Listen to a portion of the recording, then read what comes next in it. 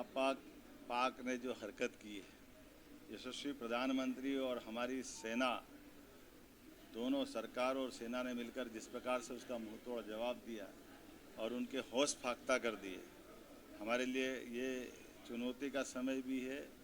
लेकिन देश की सेना और यशस्वी प्रधानमंत्री के कुशल नेतृत्व का गर्व का क्षण भी है। बीते 11 साल में जिस प्रकार से सभी विभागों को लेकर के माननीय प्रधानमंत्री जी ने देश और दुनिया में अलग पहचान बनाई, लेकिन उतने ही समान रूप से देश के ऊपर कभी ऐसा दुश्मन कोई हमला कर दे तो देश उससे निपटने में आधुनिक टेक्नोलॉजी के माध्यम से कैसे सफल हो, इसका उदाहरण हमने सबने देखा। दुश्मन ने कोई कसर बाकी नहीं रखी, चारों तरफ से पंजाब,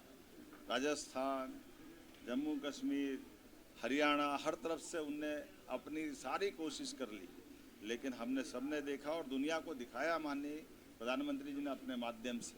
कि हमारे पास आधुनिक सुविधाओं के साथ साथ वर्तमान में सुरक्षा के लिए भी और सारे प्रबंधन सेना ने माननीय मोदी जी के नेतृत्व में रखे,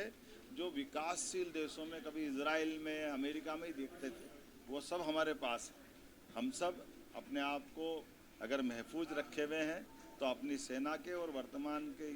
इन संसाधनों के बलबूते पर हैं। मैं माननीय मोदी जी को धन्यवाद देना चाहूँगा, माननीय रक्षा मंत्री, माननीय गृह मंत्री, और इसीलिए हमने अपने प्रदेश के स्तर पर भी इस वर्तमान हालात में भारत सरकार के दिशा निर्देश के आधार पर आज सुबह ही मैंने मीटिंग बुला ली है और हम अपने प्रदेश के भी नागरिकों को